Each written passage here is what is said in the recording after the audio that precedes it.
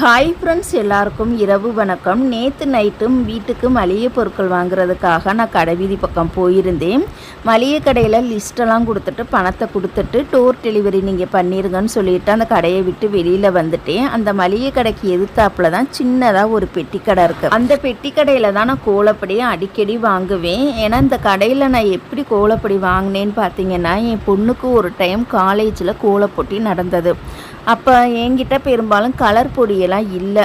அப்போ பொங்கல் டைமும் முடிஞ்சிருச்சு. பொங்கல் டைம் முடிஞ்சு ஒரு 4-5 மாதம் கழிச்சு தான் கோலப்போட்டி வச்சுருந்தாங்க. அப்போ ஒருத்தவங்க சொன்னாங்க, இந்த மாதிரி மளிகை கடைக்கு எதிர்த்தாப்புல ஒரு பெட்டி கடை இருக்குது, அங்கே போனீங்கன்னா எல்லா கலர் பொடியுமே வச்சுருப்பாங்க, பிளாக் கலர் கூட இருக்குதா அப்படின்னு சொல்லியிருந்தாங்க.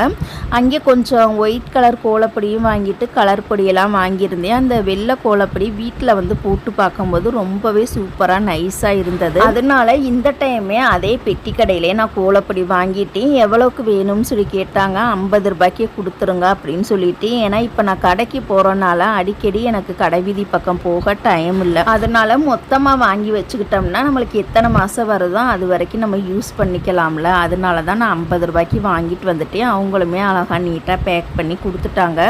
இப்போ தான் நான் ஒரு டப்பாவில் வந்து குட்டி வச்சுக்கிட்டேன். நீ தனியாக கோலம் போடுறதுக்கு ஒரு சின்ன டப்பா இருக்கா, அதில் அப்புறமா தான் நான் குட்டி வைக்கணும். இந்த வீடியோ பிடிச்சிருந்தது அப்படின்னா லைக் பண்ணுங்கள்.